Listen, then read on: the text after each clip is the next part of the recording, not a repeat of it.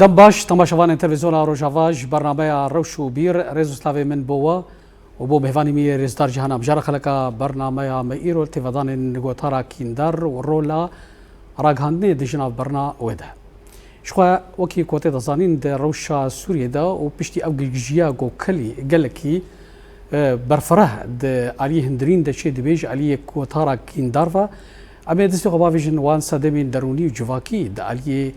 في جيجيا وبلافكرنا كوتارا كيندار وهمجي ده عليه راگهاندني ده او قالوا استراتيجيك خويا هيا البا راگهاندني جبو جناب برنا في ديارديا كو بادوركا ناريني الجواكا سوري دكي بس دبكي هاري مزن دالي درز كرنا هفغرتن وجودا جواكي سوريا شخوا مهواني ماشي ماموستا شكري يوسف كاش بدان مروفاهي دا تدا بسبورا وهروسا جي المانيا ماموستا روجنمافان لوند علي بارها از قلكي درخوشم بجداريا روجنمافان لوند علي ماموستا بخيراتي سرچارينا قالك سباس ريزوسا بوتا وبيو حمو تماشاوانين روجاوا تي في وبوكاك شكري سرچارا ماموستا شكري ماموستا شكري ام قلكي درخوشم بجداريا تجدوي خلكي ده صاوي اجي سباسياتكم وسباسيا ماموستجدكم اوج حاضر بملا بل ماموستا شخوا وكي ام قالكي نحوجي ام قالكي باخ من سيرفيكي بود يارديك برفرد لسر وقت بيجي براغها سوريا قشتي بتايبت بشتي هرفتنا رشيم بعث ودستراتا اد دمكيك وهات ام دخازن وسا سدمين دروني سدمين نفسي جواكي كود بن بيفدان او دوافعيكو كسايتن بفي ريبازي بفي نهجي بلاف دكان سدمي بهتر نفسي اجتماعي راستي بشتي جوهرفانا الرجيمي قالك خطاب الكراهيات انا شرعندين سر وسائل التواصل الاجتماعي يكشف اسبابها هنيك دبي طائفي افجيها هري مهمه افنا مش بينك ان قالك خلق تعداري خارج الرجيمه بري وقالك ظلم وابو فأم كارم بكنا دخل خلق انه حقيوه هيا قدف بافج نفع اشخاصها انه تعداري واكرن ويا وكسايتين بري بدستراتا سوريا ويا دي راستي نقهاوي مرحله قلت نك عربيتي قلت بصالح مع الطالح افجي هيا ام قوري ام ماتشوباند يعني ما سر وسائل التواصل الاجتماعي ما قل خطابي كراهيه ديت جاليه اقليات هذا افكسي قود بيجن ام قلكن الدفتا بيجنا افي قود بيجن ام هندكن او خوا اتشتيرو جاري نبود نعم هذا لي قلك اسبابي هبون يعني قرب بيجن اسبابي النفسي طبعا اسبابي نفسي بيفا جريداي هنا يا ترسيه يا قالك انه متع داريج انسانك خواريه في زوي تعداري لي فقرب افتشتهني كان قدام هذا تشيبو بشتي هرفانا ريجيمي راستي افتشتها قالك يبلعبو اجي متابع مش باتشتهاره وقال لك ما تشطياك انه افتشتها شيء نابن يعني ف ازد علي كيف بيجم حقي وابو وجالي كيف ازد بيجم وبغلطي وحقي خوست اي بو خازي التعديل كيف كيت كاري بنقد بناء يعني بو مساله حيفيه يعني وكا بيجي مساله سعر وكا نقد بناء هي تتكاري نقدا خو بكي غافا قوت دعوه ما في خوتكي او ما فيه هني بخوازي بسطيني تي بنقدا بناء بسطيني تشكي قوت بخوازي سر بسكني تشكي ايجابي هريده غافا قوت تشكي بخوازي وتشتي او او انسان بسلبي هذا تجي بسلبي لي فقرا فتبيش حناك سلبي طاقه الجمع انسان شد تنمات كاريجي خلاص بي مهوره افاد بي الزارو كما ميزينا ام داري قناتك يتكن تميزيني او زاروك جي داري وي قناتي يتكن شو تبع عقلي وناد ليزي ام بيجي ده عقل الباطن يعني وكا باندوري شخو بتخصص ديبرسيك موستا ها تشاوا دي او علم مثلا علم العقل الباطن عقل الباطن هي وسبوري دفاع اليد طيب باشا تشاوا باندوراوي او مثلا العقل الباطن او الهشمنديه نهشمنديه هندرين او كبيجي الوعي واللاوعي هندرين دكي ازي ويش بيجم يا اول بس ام بتشكي زلال بكن انه خطاب الكراهيه نجن هذا هات يقولتنش كفنا بس هات جددان دن ما بطريقك قلكي سلبي ما استعمالك خاصه دفاهر هشت هيفي تشويده افا جماعه ويريشا قوتشيد بيسر كردا سر طوافي دي راستي تطبيقي ام نافوادا نعيشيبون يعني ما او ناس نذكرن ازي بحساخو كما زقلكي نافوادا ما الديري قلكي ما مزيدي تشل صاليه بافي من الديري معي يعني ناس ولادتا ديريا تبيرا من وقتاقو الحكومة صدام كتي هنجي يجي خطاب الكراهية تشيبو ضد كردادا يك جوانابو حسن هيتاد نفيساندن دب عفتنا كردا ايرو نفسها تشيرو كيس بنفسر وسائل التواصل الاجتماعي بهيقة وينتر كأنه ما عاقل نقرت فإما أم فهمتكن لأول بخابن أو فاشانزان جبوي عاقلي باطن تشتي قوت بكي سريخ ودا مجرد تبي فكري او تشتي طبقاندن على ارض الواقع مقوت التنها قوت تداري قناتك او تلفزيوني تداري تشتي كي زارو كي تجي داري بكن توماتيكيا عقلي واي باطن دراستك اف قناه يامي باشا ابو شكري انا ام دكارن بيجن انه اف قوتارا كيندار وك ام بيجن اجرك بن خليه بو فشارتي بو افيك يا دويم بجدغريك سياسي جرها حتى ولو قالك اشخاص هنا كردي تقول ما تقول جاري وياك دين هبو دمال باطا كده دين ياخذ فشارتن انها بشتي وسائل التواصل الاجتماعي تشيبوها دين ياخذ بردانه دين ياخذ حمو بردانه يعني مع احترامي اشخاص هنا ازواناستكم يعني بشكلك غريب وعجيب هجومتكم كرده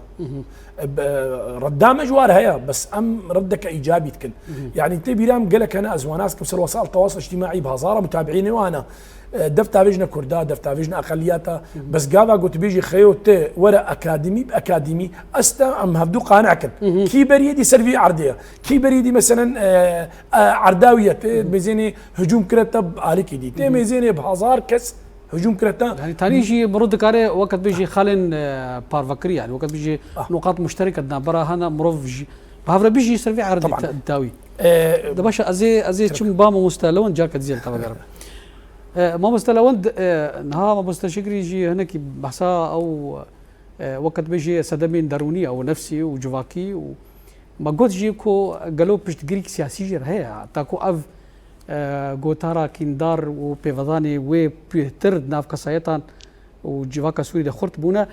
ليه وك روج مفان انا علي راك هاندي دا بيجن جبلي باش تقريا سياسي جفان جفي غوتارا وريبازا غوتارا كيندار قالوا راغاندن جي رولاوي تشقاسيه يعني بيجن تاكي استي رولايد الي غش كرن وبلاف كرنا في غوتارا كيندار ديزي جبلي ام بيجن تورا جواكي براستي غوتارا كيندار ويا نفرتي دلكي يقول بويا دولاتين باشكتي دا تايبتي يعني امكارن بيجن روج حالاتنا فيندا جبر اوتيك هشتنا كو يعني هر آلية بي قبول بكي تنيا تمجي كي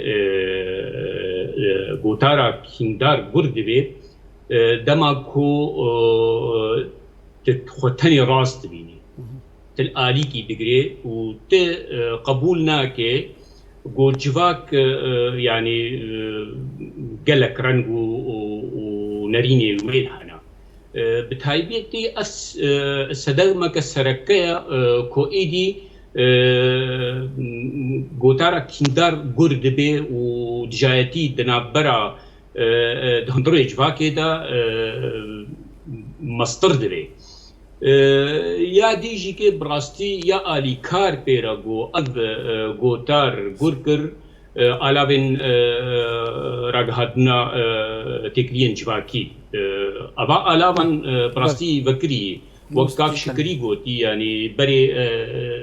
دین دهاتن گریدان یعنی بشارتن ایرو علاوه جواکی هر تشت وکری هشتیا هر کسی کاری یا خودشه بي برسياري يعني بيرجي نبونا يا ساين كو سينور بكي لأوروبا اب مثلا قريبون شارك جيرا بكن وريج بردينش بريا ساها يعني تشتك هيا پنت که و گوتارین دجایتیه یه کینه و یه نفرت یان جی که هن کس وقتا بخوازن بن بکرن بکن تتکاری اکثر هری دادگه و گریه خوب که هگر تقله کر اف کسی ها و بیداده کرن مخابن روجهلات نابن اف تشتنینا وكم قوتي يعني بتايبتي راغهاندن بخد راغهاندن دا راغهاندنا ازاتنا مخابن يعني الافين راغهاندن يكو هي او الافين اليانا ي بارتيانا جبر فيجي كي يكنريني يعني يكنريني بلاب دكن ونريني دي قبولنا كن دما استنوك هبن ازبرانغي تفكر نرنجي موك هبا نا تلي موك هبن نا يعني ام هريكي باواكي يعني ديفيجن هر كسي ديندار بخدي ولودا ام نزان مثلا كبيولوجيا ام نوك هبن بولوجي دوی و سری مجیته و نرینی مجی نوک هبن گرک ام في قبول بکن مخابن نایم قبول کرن ایدی هر یکی جخورا چاوا دکه مثلا پوزی لوند مزنا ولسر پوزی ما گوتنا بلا بکن یان پورامنینا و گوتنا لسرن بیشن ابخوا گوتارا کینداریه گرکا از الرنگ و آواین مروا نمجن گرک از مجنم کا اب کسیها بله ما مستلون نهال لفر اوروبا انها بيجن سر روشا ايرو جواكا سوري دا جوي كي برفرتربو مستربو كورتربو يا بيجن وك ميناك البرافا سوريا الساحلي السوري بيشوا شر هات علوية هات كرن وسر باشي مثلا درزية وشخوا وك آلية كرداجي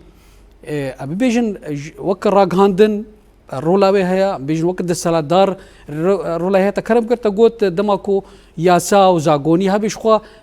في بازا سينوردار دكي ايكو كي دار لي خويا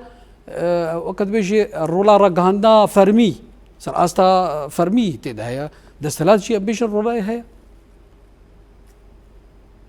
دسلاس شخوا او يه برپرسي كمد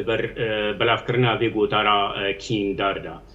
جبرچ ور راغهاندنا فرمي يا دسلات داري يا گوهي يعني يكم جار ازبوم مهواني وانا كي جبر كو نوا كوابو ايدي هو متكن مهواني نخوا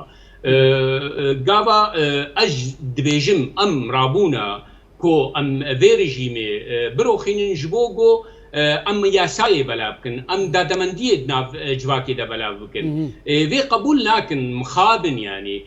دما دبيجن اولات تاني ولات يك آلي ريا وك بعربي دبيجن طائفة سنية ريا بخوا يعني بروبلمك مقلق مزنا جبر سوريا ايدا نتاني سنين يعني نتاني عرب يعني قلق بيكاتي في ولاتي هنا كردن عربن درزينا فلهن مسلمانن يزيدينا يعني قلق رنگ هما هرا گلستانه که گلستانی دا رنگی و گلستانی خوش دبی وقتا گلن جور بجور هبن نقولك رنگ گیتانی تیدر که جوی گلستانی سوریا ایرو قلق بکاتی و هنا قلق گلیوی هنا قلق انبا قلا بپاریزن مخابن الدستلات دار براستي دمك نيزيك دا دستبيك دا براستي مدقو بآليكاريا عربية سعودي وشند ولاتي دي رجيمة الأسد دهاتا روخادن وتايبتي أزيل فربيجم بآليكاريا إسرائيل برنجكي سركا رجيمة الأسد دان عردي ما تقول بلكي ايدي يعني ولاتك ديمقراط آباد بي ولاتك دادمان آباد بي مخادن نوا دركت ولاتك يك آلي يك آلي تاني جوتارا وا دحمو آلا بيوان راك بل موستا لو أنا وك جوتارا كيندار أنا أكو آلات بي أم بيجن تكاري تشاوا أنا سينك يا بس داينك توصفك بدي في جوتارا كيندار بيجن بهتر دكشيان آليان دا وسا بلاد بي برنگی سرکت آلاوین تکلین جواکی دا بلاب دبی برنگی سرکا لی وقتا هری آلاوین راگهاندنی رژیم تماشا بکه یان گهدار بکه او گوتار بخوا یعنی دیار دبی دما گویک در تکوی بقفان علويان خويني يعني درزيات خويني يعني كردات خويني أذقفت قرن أو بخوا قوتارا كينيا قوتارا دجايتية دا قرك وقت بري ما قوتي يعني قرك يا ساجرة هذه قرك يعني سنوردار بيكرن أذ قوتارا هاناكي مخابن تياسا تزانقو زاقوين دهنطروي في ولاتي دا هينها تندانين بله ما مستلون دامي تشتي بوي از جاردي وگرم باتا ما مستلون ما مستشكري انا ما مستلون بهتر تكزي والسر ويك كر مساله زاغونيه واسعي كوب صدمه سنور در کرنا حد کی جوي كندار وري كرد ام بيجن وك انها جبو جواكي جبو وقت بيجي انها مساله التنميه البشريه ودرها بيجن قالوا ادوات هنا امورنا هنا مثلا وك جبوي اف جوتارا كيندار وريجنا برن معالجه ببي شينور ببي ذاتا اف زيدي 2016 حتى الهاجي 2025 قالك ورشات وقالك منظمات وقالك منظمات المجتمع المدني بلكي 10,000 محاضره دا نسر جوتا كينداري قالك محاضره دان فقالك جوانا يقو متابعة كرين مجوار تقو مقونها قالك أم فينا أتشتم بري أما الأرض الواقع أم بطبقين يادي قالك أم دفاع خبكن ما هون على الماندن ونشلو دفاع خبكن قو تشتيها له بترشيبي فإنو راستي أول تشت مداني إنه قالك تي قوتنا خطابة كراهية آن يا كندارية اللي فقريني قالك تب إيجابي هاليدا بالنابي أن بجني بناء يعني شو مثلا ما يعني انا هيك مثلا صار فيسبوك بيجي ب مثلا بدرزي ولونا علوي ولونا يا سني ولونا يا كرد ولسنا قالك طرفي دي علي دي شو از بيج متى از ناخذ از نافي بيج مش بوي زوينه شهرين لا هي كي دفع بيت كردا سر وسائل التواصل الاجتماعي بلكي نيزيكا نوتو 5000 انسان متابعيه مجير رسالك شيانت مقو خيو هكا تم مثقفي واكاديمي ورسر خاص ايوه ورز نقاش بتربكم يا انا زي تقانعكم انه الصحن يا انت مقانعك انه غلط وزي في خطابات هيك هريزي سري بصمين فاختاقوا قال لك هفالنا مهنا ديتن تيتو اختار تشكيد تعلقني الجم هفالي تيجي ذكري قال خورت من اشتغل قو ما اشتغالياتا يعني او تشتاقوا تجير باياكري قل كي هجابو انه تيت بيجي دخيو تتخوازي نقاش يبكي اكاديمي كرمك ولا خاص انا كان دفافج متى بس قلت جارا جي ما مستا جارا صفحات روبلنا قشتين يعني صفحات ما معروفة يعني بركي انسانك بوستك يديني او انسان هانك تاني بري خدستني افراستا افناكي قال لك اشخاص هنا هجمك ام بجني هجمه متصيدي الانترنت بيجنوا انا اف اشخاص يعني نه موجودين يعني بيجن كردي نيجيري نيجيري تكن شخورة لايكات عندنا هفت بكينا كين هالدولة الأوروبية وغيري وأنا براد سين سلفات يعني تقا متابعين شيء نغمة فيسبوك أو نغمة وسائل التواصل الاجتماعي كي تعدلي هاد كي تعدلي هاد يدوا دائما ما جو خيو تشني قاش بكير بكي صوتاخو بالنكا خطاب الكراهية ده أو ياكن داري ده صوتاخو بالنكا يعني ولا أكاديمي ولا ثقافي ولا احترام أفيك يادي أزمي مع جماعة قال خلق متابعة أشخاص ناتكنوا تبخد زانية إنسانية دجي كرداية شو داريتكي أز متابعة أشخاص يالو ناكم قال لك جارتين جمسة صفحية أز حذف لمدة 30 يوم هي توحذفتكي تشتكى دي دائما مشاركة إيجابي بك طريقة تغذية رجعي هي تغذية رجعي شيء أز داري تشكيت كم أز خد ذقرم أفتشتي هني راسنا أز بي مقتنع بينا مقتنع قال لك أشخاص هنا صدقا ها نا مثقف ونا أكاديمينا فاتشتيها بلدك نا از بيجم افنا بلكي جهتنا هنا واد حميد وانا اريكار مبارا يعني جانت بأف ذباب الكترونية ميشا الكترونية افاها اف زحف نعم اف اشخاصي ولو قال لك يعني بس بريخ ودستين ثاني وبلا مقوت بدون ذكر اسماء زشتر ميناك بس ما مستنها خمناك له انها انسانك الاوروبا روشتيه القرزيكا كيل دفرك الراش وكس نزان جيل كوديا تشنا بلدك تشنا حقد كراهيه وكينداري تدهيا سر كردا بياسر درزيا بياسر سنيا بياسر اي خيايا وكان اتا قلت نوضو بينج حزار شوبين داري ويانا متابعيه هنا معناته برزجريت الجفاكي دي نتني معناها برينها مقولت اولاد سبيكا جو افشور الشيبوي جده هزار وسيزدا حتى ده هزار وبستو بينجا بلكي ده هزار محاضره مدايد مجالي خطاب الكراهيه ده وهاي وجه نفسها وهبي تنجرار نبي الله يخليكي فخويات كي قالك اشخاص هنش درجي متابعات شتيقوا او تخازن ما مستر از مشجعي ريال اكيد زي متابعه ريال بكم وزي تقبليكم نقد بناء بس از نكارم از بيكيلا بدهم بسطينم تحطص بيجير عقليه مستطيله جوي مستطيل نكاري دركبي فدفيت بدي فهم كرنها النقاش بيكيلت كي او انسانيها بتشكي فهمت كي او تشتهني بمجال جوكي بي بمجال السياسه بي بمجال فني بي بمجال هندسياره بي جركه بتشكي جي فهمكي ابا اشخاص يعني وكا مناخذ منافق جوا من شهرين شخص كان نبي فلان كذا تدي دفع فيتا كرداج على السياسي هون انفصالنا هون زاتنا او بالذات برين هاج نظام رشكد بله فللاسف اغلب اشخاصا يقول هافات شتاتكن برين نظام نبي نخشيك دندوريه شمنديه فان كساد بوساشي بويا وكنا خشيكي بلا بويا يا سدمنا وقت قلتي مسألة تمويلية يا تمويلي اف سلي صدينو طونت دهيا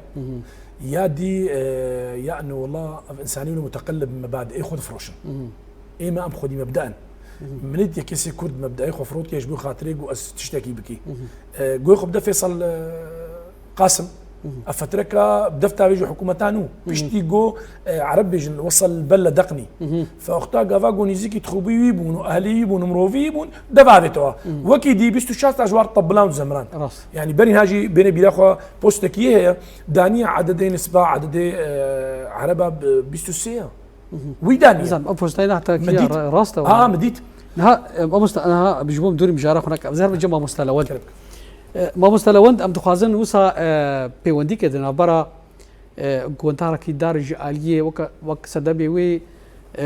دروني نفسي وجواكي وك تقرب كر هناك سدمي اخويا زاغوني جانا قانوني بركي اساسي يجي لما كونسان بيني سيرفي بوستاينا كي وي جزاي بستني وي دادمند بيبي بركي بلاف نكي وشي جريدان برا فان سدما وراغاندن دهيا الكيلك هاف راستي گریدانه که خورتا دنابرا راگهاندن دماغو يعني بلا بكي وي چاندايا دانوستاندني گفتگوی چاندايا لي بوريني بلا بكي وي چاخي جوات وي آرامی بخویده ليه تدبيني اما از بخد وگرينم يعني برنگكي سركات وگرينم ويجواتا پاشماي يعني الولات ما يعني هين بهوري وتشتناتين جبر بيجي زو او غوتارا كيني ونفرتي زو باندورا خلواتكي دماغو جهاندروي ام كارن شكو دست بيبكن شكو ام دست بيبكن امي كاربن بي غوتاري سينور بكن بله دويش دبستاني دست بيبكي دست بيكا يعني دبستاني دقناغا سركدا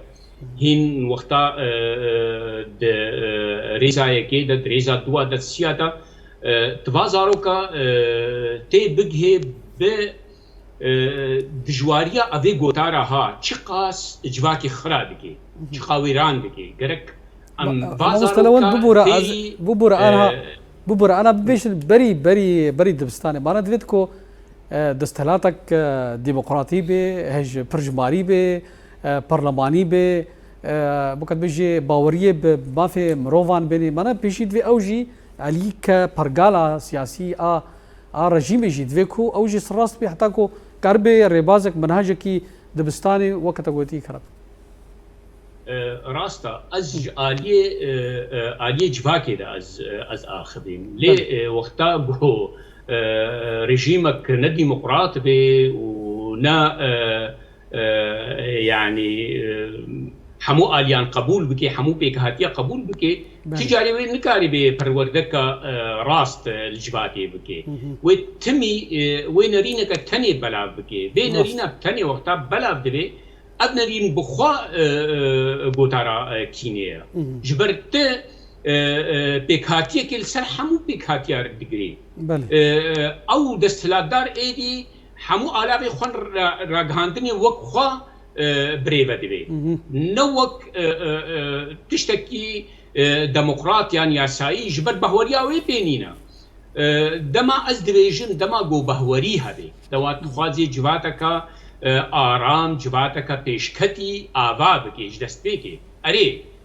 دم جیر دوی لی وقتا بهوریه تب ديمقراطية هبن بهوریه تا بوکهویه هبن بهوریه تا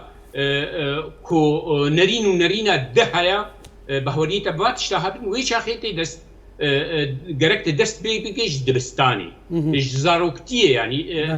تقوه بدي زاروكا نها قالك جاراتي قوتن ديفيجن اوروبا زاروك يه بيشيه بشترا جنتي بشترا بايتي زلامتي افجي راستيكا تيدا هاي جبر وقتات زاروكي آبادكي تولات آبادكي مخابن يما زاروكا آبا ناكن دستبيك زاروك چه دبي توی فری گوتارا کینه دیگه وقتا جیر دبیجه زاروک را دبیجه دبیجه زاروک یان بعد دبیجه زاروک بیجه بابی خواه تکری حشای تدید بلکی گلک مالبات ندی هاوینن لی ولاتی ما سری صدی نوت زاروک خواب وی هاوی خودید کرد نب ورا ما اوروپا دی بلی زاروک نو دوی وید وی باوتي بير اخفن وك هفال يعني وك هفال وي فيري تشتات كن بير اخافتنت كي تقولوا ماتماي الواد مجيني افشاوا افزاروكي هاو بذي هاوي دا اخذي افزاروك فيري پروردك راس دبي بله جبر فيجي ايدي راغاندني وا بهتر علاوه راغاندني ي ولاتين ديمقراطي ولاتي دادمن بهتر گهدنا زاروك يما ما گه ندا زاروك جبر فيجي لجمع زاروک وقتا آواد بی چه دی پروردت بی سر گوتارا کینه سر گوتارا نفرته سر سخیفا پرورد بی وقت گوتنا وقت بیجی یا ملی ام ببیجن يعني بذي هاوي خدي بي مخابن يعني ببيجن اف پرورده اوسا د هلك الطنق دا دناف مثلا مالباتي دا دبي بنجه جيرج بو گونتارا قشتي دجي عليين دن دجي عليين سياسي دجي نتون دن بلي وك كاك شكري قوتي قوت شما مثلا يك هيا تديت سر علابين جباكي درت كذي و ابان تديت خلت لي قهدار دكي شوبينيري قالك الشما جبر يعني جواكا تت جيرا آمده يكي ولو قبول بكي يكي قوتارا كيني بلا بكي قبول بكي تدبيني قالك ناب هنا از كارمنا باشي بيجي من جم نه بروبلم يعني بله مستر انا جاري اني بيان ناف كردا خدا تديت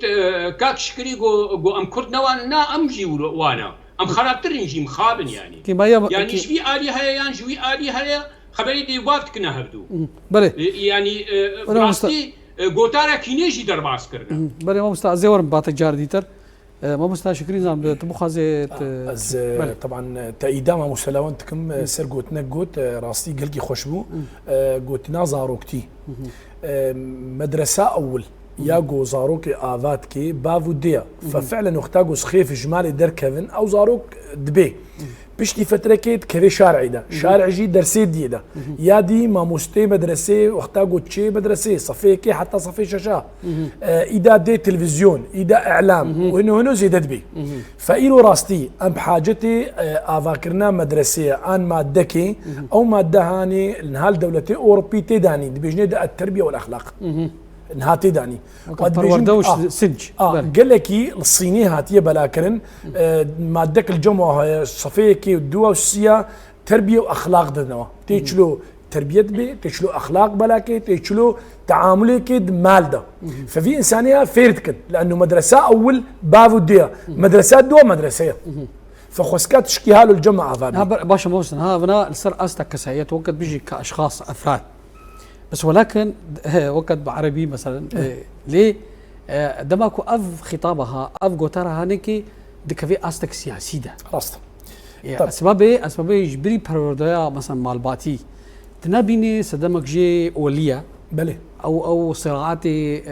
كافن صراعاتي كافن طائفي مثلا وقت صراع دبي طائفي تنابيني صدم سياسيه مثلا بيجن صراع وقت بيش من الناس السلطه نتوي قومي از دائما بيجم وضعي سياسي قريداي وضعي اقتصادي وهردو بهردو وغو صافي بو يصافي بي نايرو امي از تخازم حلقي دين مش في تشتاقو تدبيجنا يرو قلت بخازي خطاب الكراهيه ان كينداريتي بمجابهتك جرك تشكي مقابلي افاكي او تشتاقو مقابلي افاكي بفي ايجابي بي نها بيجن سر استا سوري از دائما في قلت بيجم دفي ام تشكي افاك مقابلي نبي افاكنا دستورك برجمار تعددي مدني أباس تشكي مقابلية أباكي أبيك يا دوا دفيك جرك حرية التعبير الجماعي إنسان بكار بآرائه وأفكاره بيجي بطريقة إيجابية وليس سلبية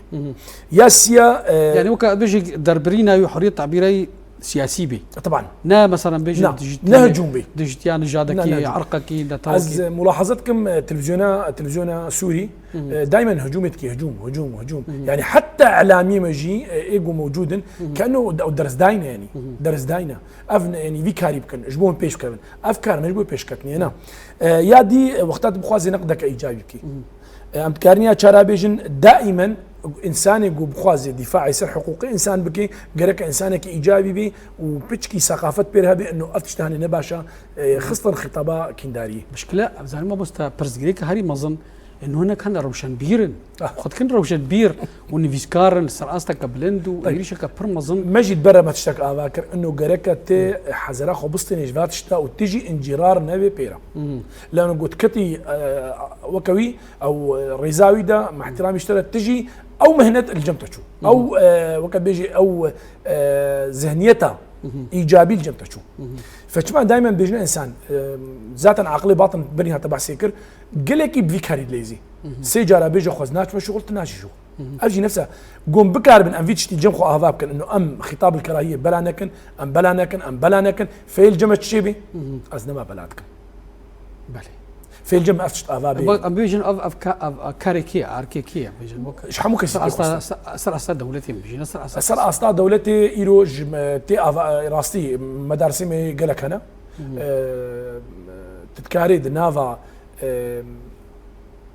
مدرسه ده بلابكي دنافا شرعي ده بلافوك انا موت كاري بلابكي خلكي بدي خويا كرن انه تي انجرار نبي طيفات شتا نكبت وكوالينوي بله مهر جنبا مستا لوند بركي بهتر داليه راك هندا ما مستا لوند ام بيجن نها دروشا ايرو سوري دا واف ديار دا بر برفرش يبو قال لك يجي وكبر امكان بيجن بولا هيك بوا شابك وخد جواكا سوري دايا درزيك وقت بيجي جواكا سوري هاتي درزدان يعني ام بيجن درزيا داليه خو جواكي دا نابرا مثلا بيجن ايرو هرما سويدا وهرما برافا وهرما باكروجلاتي سوري روجافاي كورساني كوردا ام بيجن سر استا سوري چارا سر کرنا في برزغريكي قالوا نقري ده آلية دستوري و آلية سياسي چارا سر کرنا گشتي سوري را بله براستی گوتناتی داوی یا گو برسوا سرکه جیره هگر دستورك عادل هبه دادمند هبه امکارن ببیجن بلوکای کیا گوت دینه آواد که تریل بر گوتارا کیندار دا دیگه لا سرکه یا دیتر هالوست وقتا ام هف قبول بكن ام جواتي بحمو رنگي خوا آواين خوا نرين خوا ام قبول بكن اب برنگكي سركايا مخابن دراغهان دني دا من ازيل آلية راغهان دني يعني المسألة ازي بآخرم دا آلية راغهان دني دا مخابن جبركو قلق كتنا بيتي شهادة نقري داينا يعني نملتزم بأخلاقي ذي مهنا هاي مظن يعني ياغو رولك سركت دجباكي دا دليزي او كسيرو هجر ريفابري با علاوين راغهاندني بسر استي سوري بتبعي يعني نلسر استي رژیم تنی یگو و لافا بريفد بن خودين رينه كينا اب بروبلما يعني جرك كسكي سر بخوبي بتايبتي برا نريني وي تايبت جيرا بن سرسرا سرچاوا بروبلم لفرنينا لي جرك ملتزم باخلاقيات راغهاندني بله جبر اخلاقيات هندهم دراغهاندني لا چنابي لسرويناكي فرض گوتارا کینه یانجی که نرینک تنی بلا بکه نه یا راستیه یا دیتر گرک چانده لیبورین دهندروی با علاوین راگهاندنی بلا بکه نه چانده ناکوکی بلا بکه یا طول هلدانه و به یک آلی بگیره مخابن قلق آلابين راغهاندني هنا يعني تين برنامج شيء دكن برنامج لسر بروبلما كي آلية كي تاني تينن يك آلي تينن ويانجي هجر آلية دي بينن بيجر ويه مهوان هردو آلية كي هردو الدجية دي رادوستن بله ابو خوجي ايدي نما على بله برزغريكا او كتبجي برزغريكا داليه مهنيتي راغهاندني دا بله بابستا وكبا قلت انها يكجز جسدمين فيكو تارا كيندار بركي ها مو مستجي قلت ليه نبي بابستا سدمك هاري مصن هيا سدمك ديروكي هيا ديروكي او سدمي ديروكي كو دهله ببي سدما كو او كسايات يعني ببيجن او كسانينها خا بلندي بينن وقت بيجي اي بي شاخا بهتر نمز بين اباتنا بين قردايا بس ديروكي وام بيجن تشاندا اول بيجن وقت طائفه وقت زاني ابو خوجي تشتكي سركه انها هريم بتايبتي هريم يعني هريمك اوليه وقتا خداكي تني هبي وقتا بيخمبركي تني بهوريات به هبي يك رخنه بكي وي خدايان وي بيخمبري دبي بروبلمك مازن دجباكيرا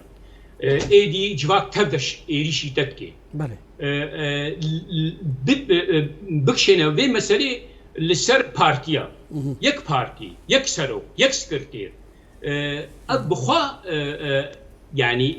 ديروكي تشيبويا دفي ام ديناكي ام كاربن هيدي بري بصالك ودي صاله ام نكارن في چانده راكنا لي ام چانده هف قبول كرني ام ديناكي بتشينن ام چانده كو نرين هيا ونرينك دهنا نرينك دن بتني صد نريني دهنا غيرك ام با نرينا تبا قبول بكن يعني تاني برا آرمانجا مي شركة أو بي كيج مكاري ناني في ملتي بيك بيني كيج مكاري روشا في ملتي خوش بكي برا ناكوكيا مل سر في بي وقتا زراري بقهمة في جواكي ورا مثلا نها في ريجيما هاتي بحزارا لآلية هريمة برآبي كشتن نتني قوتارا نفرتي سرواكرن كشتن لآلية باشور